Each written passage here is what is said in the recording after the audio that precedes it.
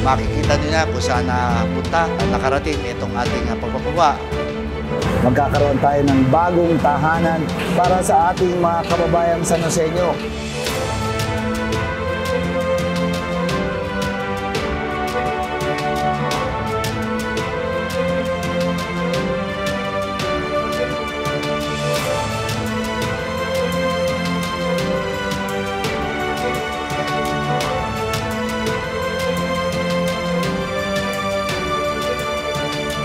Narito na po tayo sa bagong tahanan ng ating lungsod ng San Jose del Monte. Welcome to our new City Hall.